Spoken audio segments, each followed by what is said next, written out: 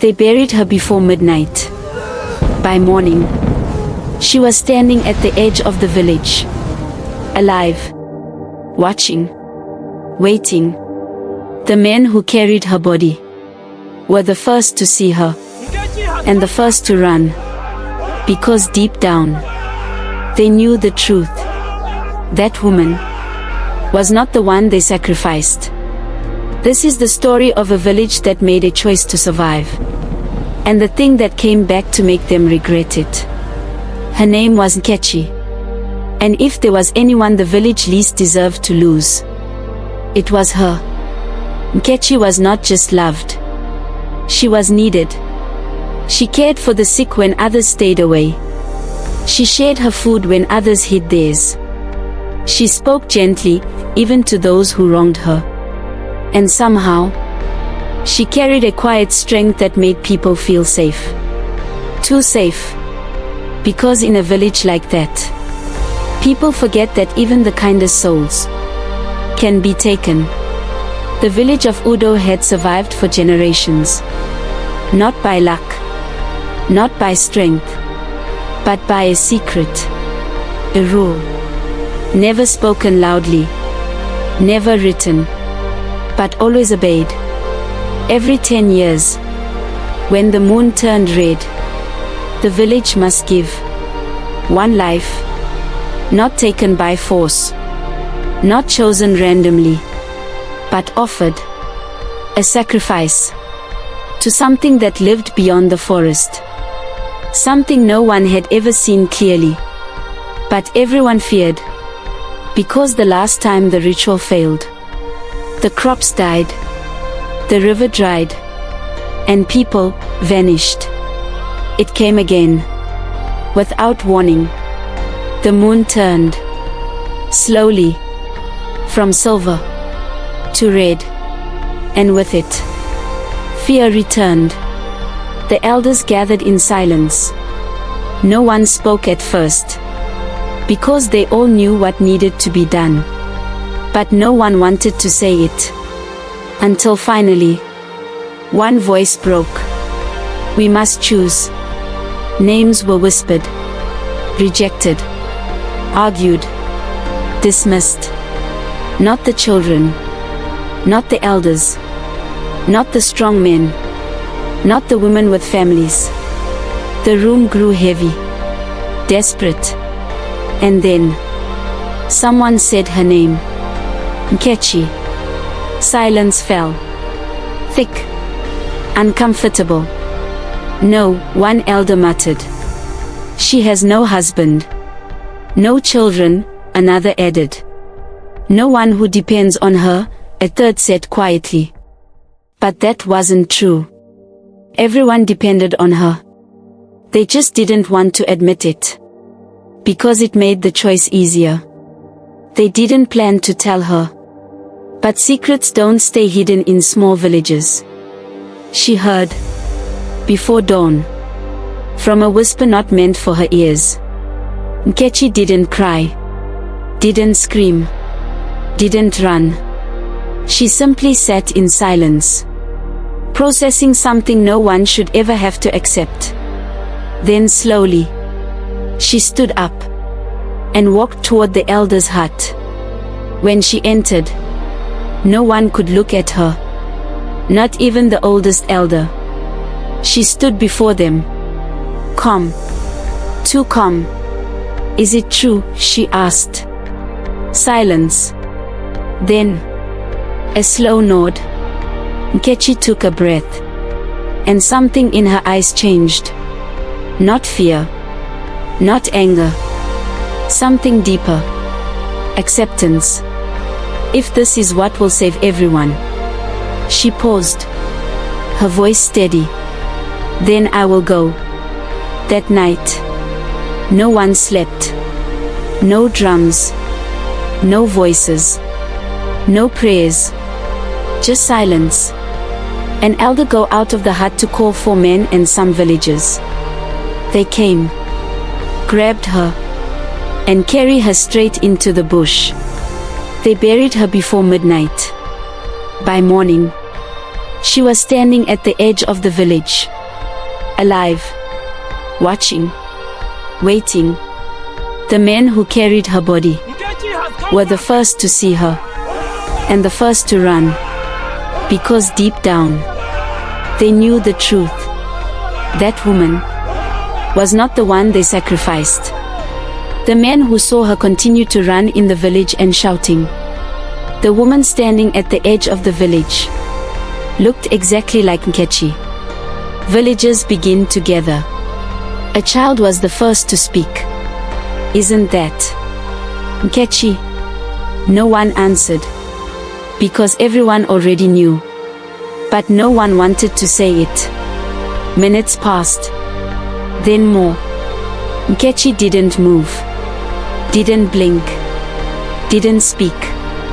She just stood there, watching the village. Watching them. One of the elders finally stepped forward. Carefully. Slowly. Nkechi, his voice trembled. No response. He took another step. You came back? Silence. Then, very slowly, her head tilted. Just slightly. Too slowly. Too deliberately. And when she spoke, her voice came out. Wrong. Not broken. Not weak. Just empty. I came back. The elder forced a smile. Relief trying to fight fear. This is good. The spirits have accepted. She was not accepted. The words cut through the air. Sharp. Flat. Everyone froze. The elder's smile vanished. What do you mean? Nkechi took one step forward. Only one. But it was enough. The offering was rejected. A ripple of fear spread through the crowd. Murmurs. Confusion. Panic. That is not possible, another elder snapped. It has always worked. Nkechi's lips slowly curved. Not into a smile. Something else. It did not, this time.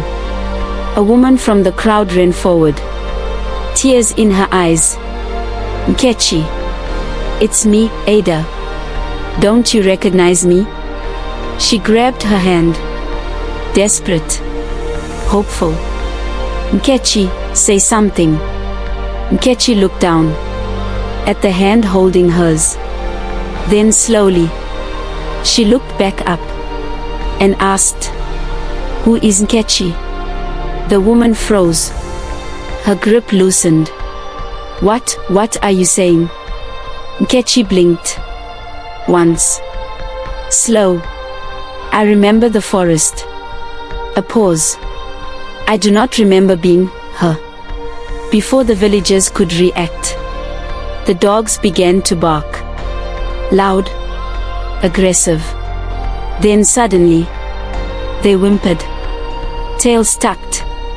Backing away. One by one, they ran. The goats followed. The birds scattered. The entire village began to feel it. That instinct. That ancient warning. Danger. Not outside the village. Inside it. An elder, desperate to prove control, stepped forward again. This is fear, he said firmly. Nothing more.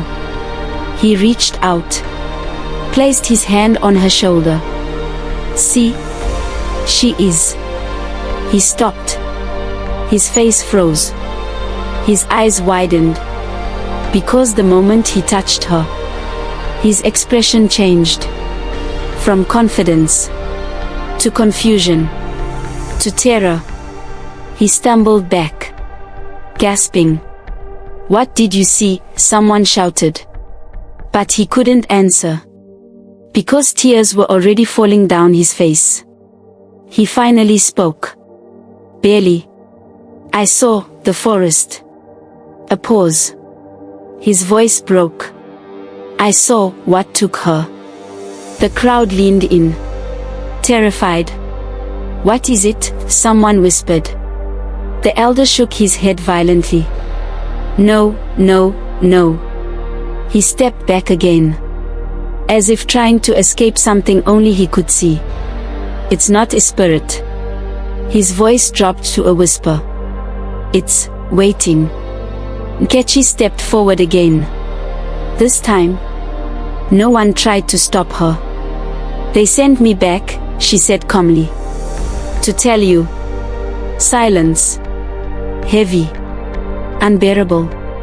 "To tell you." She paused. And for the first time, something flickered in her eyes. Not emotion. Something darker. "You chose wrong." No one spoke.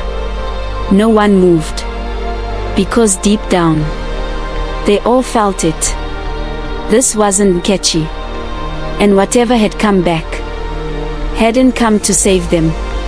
No one dared to speak. Nkechi stood in the center of the village. Calm. Still. Watching them the same way a storm watches the sky before it breaks. Then, she took another step forward. And the ground beneath her feet felt colder. "He is not pleased," she said. The words landed like stones. One elder forced his voice out. "Who is he?" For the first time, Nkechi smiled. But it wasn't human. It didn't reach her eyes. "You have forgotten him." A pause. "But he has not forgotten you." And then, just like before, the visions came. But this time, they didn't come to one person. They came to all of them. The villagers gasped, clutched their heads, fell to their knees. Because suddenly, they remembered. Not stories. Not rumors. Truth. Long ago. Before their fathers. Before their grandfathers. There was no ritual. No sacrifice. Only hunger. Drought. Death. And something in the forest that answered when they called. It gave them rain. Gave them life. Gave them survival. But it asked for something in return. Not just a life. A willing one. A heart that accepted its fate. That was the rule. That was the balance. The visions shifted. To Nkechi. Walking into the forest. Alone. Brave. Unshaken. She stepped into the clearing. Into the darkness. And it came. Not seen. Not fully. But felt. A presence that swallowed the air itself. It reached for her. Waited. Expected. For acceptance. For surrender. And Nkechi closed her eyes. Took a breath. And said, "I do this, so they may live." For a moment, everything was still. But then, something changed. Because deep inside her heart, buried beneath her courage, was something else. Not fear. Not regret. Truth. They didn't choose her because she was willing. They chose her because she was alone. Because she was easy to lose. Because they thought no one would fight for her. And in that moment, her heart broke. Not loudly. Not visibly. But deeply enough to break the rule. The presence pulled back. Slowly. Angrily. Because the offering was not pure. Not willing. Not whole. The balance was broken. And when the balance breaks, something must be taken instead. Everything. The visions ended. The villagers gasped. Crying. Shaking. Realizing what they had done. Nkechi looked at them. And this time, there was something in her eyes. Not emptiness. Not anger. Something worse. Understanding. You did not choose me, she said softly. You abandoned me. Tears streamed down faces. People fell to their knees. We didn't know. We had no choice. We were trying to survive. Her head tilted slightly. The same unnatural way. You always have a choice. One man crawled forward, begging, please, forgive us. Nkechi looked down at him. Quiet. Still. Then she spoke. I did not come back to forgive you. Silence. I came back to finish it. The air shifted violently. The wind rose. The ground trembled. And suddenly, the villagers began to feel it. That same emptiness that had taken others before. One by one, they dropped. Not dead. Not bleeding. Just empty. Eyes wide. Souls gone. Like something unseen was pulling them out. From the inside. Screams filled the air. Then vanished. Silence followed. One by one. Until there was no one left. By sunset, the village was silent. Empty. Just like it had been years before.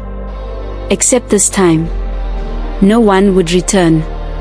At the center of it all, Nkechi stood. Alone. The wind brushing past her. The same way it did the night she was taken. Slowly, she turned and walked back toward the forest. Not as a victim. Not as a sacrifice. But as something else entirely. Something that now belonged to the darkness that had always been waiting.